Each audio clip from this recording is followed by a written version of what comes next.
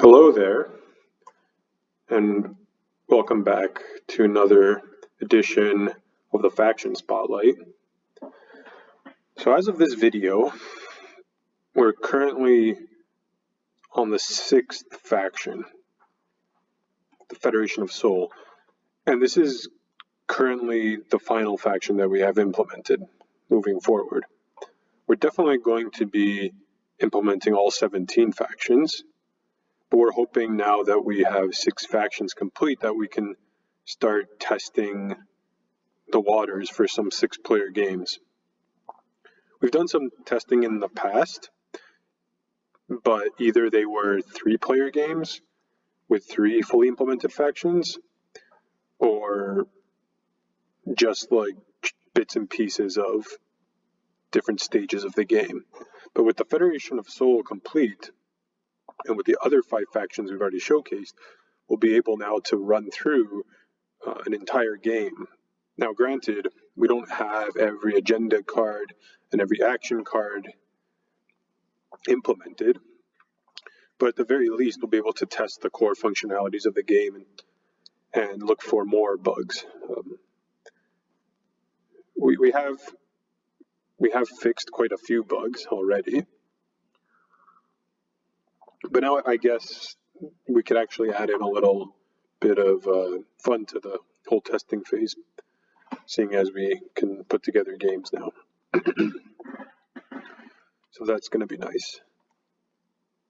But let's take a look at the Federation of Soul today. So we'll start off here looking at the flagship, the Genesis. And the Genesis has this passive ability that reads, at the end of the status phase, place 1 infantry from your reinforcements in this system space area.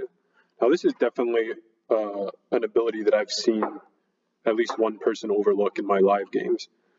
So the app will automatically handle this, right? You can just completely forget about this ability for the entire game and not even know that you're getting infantry placed. So that's good automation there. It's got quite the capacity. I think it's the biggest capacity in the entire game, which makes sense because the Federation of Soul relies a lot on their upgraded infantry. So scrolling down here, both of the Federation of Soul's faction technologies are going to be unit upgrades. So the Advanced Carrier 2 we've actually seen in the introductory video, and I'm not going to show it here in this video. So if you're curious about that, seeing how you can see how it can sustain damage, I suggest you can go look at the combat videos in the introductory series, and you'll get to see the Advanced Carrier 2 in play. But for the technologies, we're going to focus in on the Spec Ops 2 technology. And in general, it provides a nice ability that you can't see here, but we'll get to in a sec, that works for all infantry 2 upgrades. So I definitely want to go over that because it's going to apply to that for all factions. Looking at the faction abilities, we actually also saw Orbital drop in the introductory series, but I will go over it again in today's video. So with Orbital drop, you get to spend 1 token from your strategy pool to place 2 infantry from your reinforcements on 1 planet that you control. And then the other faction ability, which we'll see, is Versatile, which reads that when we gain command tokens during the status phase, we get that extra command token instead of the 2 that factions normally get. So we'll get 3. And if we have the relevant biotic technology, forget what it's called, but you'll get 4 instead of 3. All right. So let's go ahead and jump into the game tab here. And we'll bring up, we'll take a look at the advanced carrier too, just so we can see what it looks like, even though we don't have it at the moment. So it's nice because it gives you the sustained damage option, and it also has a lot better capacity than the regular upgraded carrier. The regular upgraded carrier only has capacity 6 and can't sustain damage. It's a good faction buff there. As for Spec Ops 2, we can read the ability here.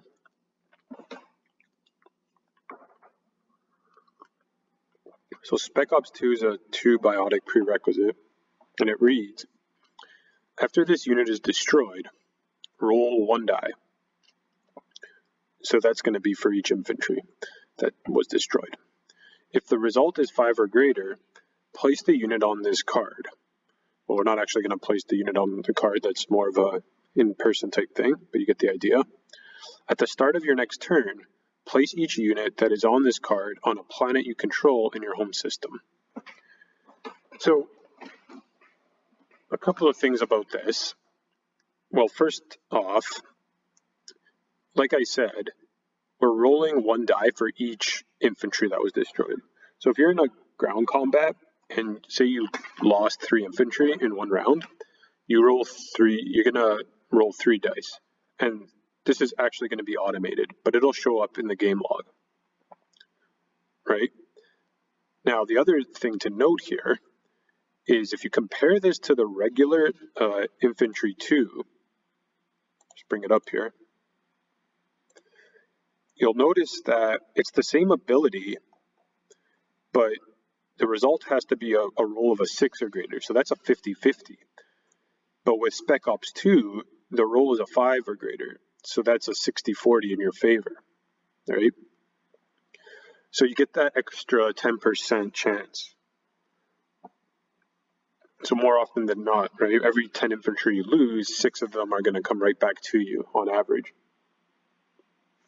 The other thing you'll notice is the combat value is 6 for the Spec Ops 2. And for the regular infantry, it's 7. So those are the differences between Infantry 2 vanilla and Spec Ops 2. Now, when setting this game up, we actually ran through a ground combat here in the Lodor system. So we had our sole carrier that brought in some infantry to try to take a Lodor, but the Emirates of Hakan actually held us off. So it was, I believe it was 3 Spec Ops 2 versus 4 regular infantry. So this was like a really imbalanced battle, but the luck of the dice sometimes. The regular Emirates of Hakan infantry managed to pull that through. But more importantly, if we go to the game log, we scroll up here, right, we see Alice chose to start ground combat on Lodor. So we rolled the first round and we produced 2 hits, and Bob produced 1 hit, fine. Now, because Bob produced 1 hit, we assigned that hit to an infantry, and then right away, and this happens automatically, Alice rolled dice for their destroyed infantry and produced 1 successful roll. So that's the Spec Ops 2 ability. And if we click the roll summary, we can see we rolled a 5 or greater. So that automatically will get stored to the game server that we're going to eventually have to put those infantry back. And we'll see that in a bit. Then, going on to the second round of combat, Alice produced a hit, Bob produced 2 hits. We assigned the 2 hits, and then again, we rolled dice for the destroyed infantry and produced 2 successful rolls. So the 3 infantry that were destroyed were all successful in rolling to be placed back into the board at a later stage in the game. So there you can see the roll summaries. So the ground combat ended, and now we're gonna end our turn here. So we'll come back to placing those infantry later because that actually happens at the start of our next turn. So we'll see that towards the end of the video, but just keep that in mind. Passing to end our turn. Oh, never mind. I thought, okay. Okay, I read this wrong. I should know this. At the start of your next turn, not at the start of your next turn, meaning you're performing an action, not go through the status phase and then come back to the start of your turn. See, this is why automation is such a great thing, because my feeble mind has such a hard time remembering all these rules. But when we code them in, we never have to forget them, right? Well, we forget them, but we never have to worry about following the rules. So, I'm doing this video and I'm even getting things wrong, but luckily the code is saving me here. So right now we get to place our destroyed infantry 2 in your home system. It has to be on a planet in your home system. Now, typically you get generally you get a choice here, but as the Federation of Sol, right, we only got Jord. So, all right, so how do we do this? If we double click the Spec Ops 2 card, we'll get directions. And this is kind of funny, we call them zombies. I don't think that's an official word in the game, but we just added that in for flavor, right? So your infantry died and now they're being brought back as zombies, I guess. So it says, double click the planet card of a planet in your home system that you wish to place each infantry on until there are none remaining. Then confirm your choices. Okay, so opening up our planet cards, we have 2 planets here, New Albion and Jord. So if we try to double click New Albion, we'll get invalid planet selected. New Albion is not in your home system. So all our double clicks have to be on Jord. So the first double click, infantry placed on Jord, 2 infantry left to place. And if for another faction, if I didn't like that choice, I can click the red X to reset. And then I'm back to 3 infantry, right? If I try to confirm before I place all my infantry, so say again I place the first infantry on Jord and try to confirm, I'll be told that I still have 2 infantry to place. So we'll double click Jord 2 more times. If we try to double click again, we'll be told all our infantry have been placed.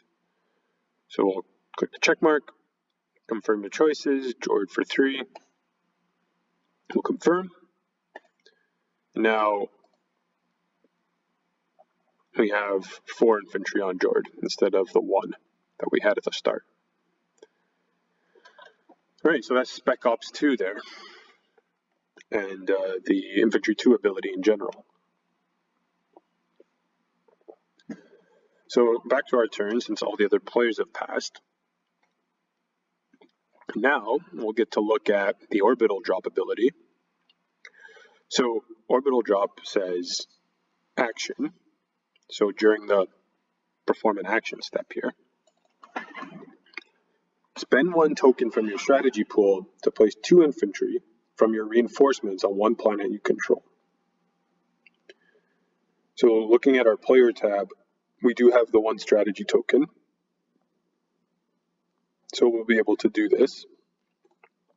So if we click use, we'll get a drop-down menu to choose a planet to place 2 infantry on. So in this case, we have 2 choices, Jord or New Albion. So currently we have 4 infantry on Jord. Let's place 2 more there and confirm that. And now you can see that we have the 6 infantry. And navigating back to our player tab, we're now out of strategy tokens. So now if we end our turn, and we try to do that again, we'll be told that we have no strategy tokens, so we can't use Orbital Drop. Okay, so let's end our turn. And we're in the score objectives phase now, so we'll pass, Bob will pass. Now, actually, this isn't part of the faction, but I don't think I've shown in any of these videos yet scoring a secret objective. So I've showed scoring public objectives, but just really quickly here, if we look at our secret objective, we can see this one reads, have one or more ships in a system that is adjacent to another player's home system. And indeed, the Lodor system is adjacent to the Emirates of Hakan home system, and we have a carrier and 3 fighters there. So we should be able to score this. Let's double click it. Are you sure you want to score this secret objective? Now, before I click yes, notice how right now, the secret objective is just the card. And when I score it and I click yes, we got our scoring token shows up on it. So we try to do it again, we'll be told we've already scored the objective. So not part of the Federation of Soul, but just something that was convenient to show off there, that secret objective scoring in the token. All right, so let's pass.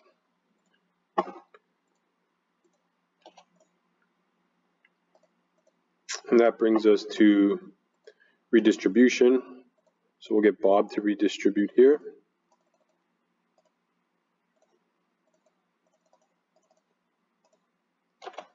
Now over to our turn. We ended the turn with 0 tactics, 3 fleets, and 0 strategy tokens.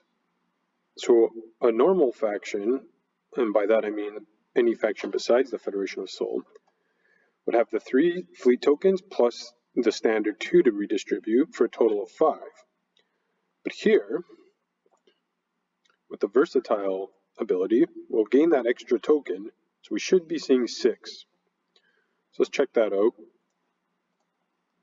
1, 2, 3, 4, 5, 6. Great. We don't even have to remember. Another passive thing the app handles for us. So we'll go 2, 2, and 2. Okay. And Charlie will redistribute. And that brings us to the next turn.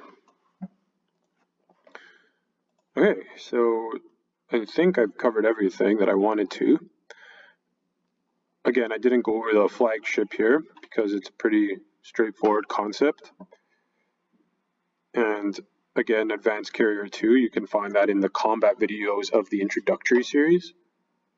But here we got to show off the Infantry 2 ability and the faction abilities here for the Federation of Soul.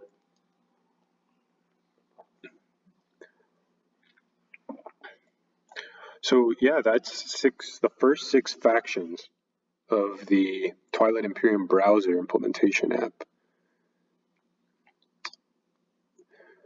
So hopefully soon we can start working on creating some ways for users to sign up and create games, so we can get some kind of like alpha testing phase going for these factions and the cards we currently have.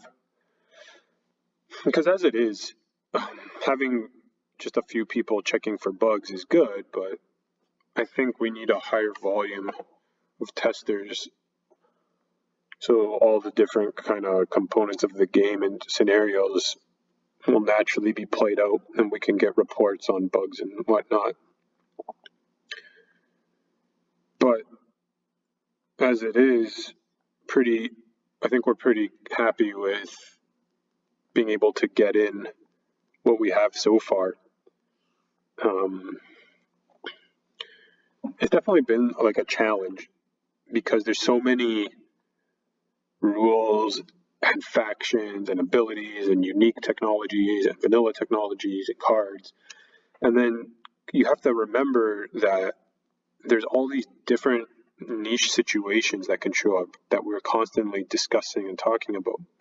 And when you come into these situations, when you're playing in real life over the board, these things generally can be resolved either through like a table vote, or you could argue about it for 5 hours and the game never gets completed or whatnot, right?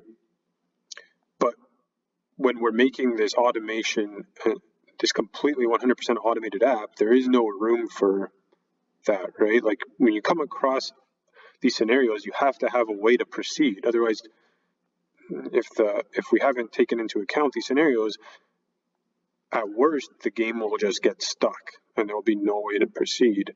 And at best, you're going to be like missing out on something. Like a player will be not get like an infantry or something, you know. I'm just making something up, but there'll be something missing in the game. But the reward of that at the same time is there's going to be zero ambiguity in the rules. So ultimately we'll have everything set in stone.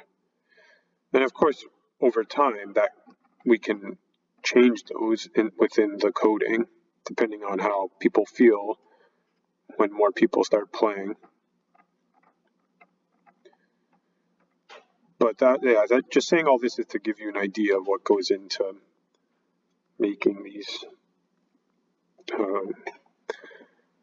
this app from a developer point of view. So this will be the end of the faction spotlight for now, just temporarily, because there currently are no other factions implemented. But keep an eye out, because you never know when we're going to feel like coding in another one. But yeah, that's it for this video. Gonna get back to it. Not sure which series. Maybe create a new series. But thanks for watching and enjoy the rest of your day, and we'll see you later.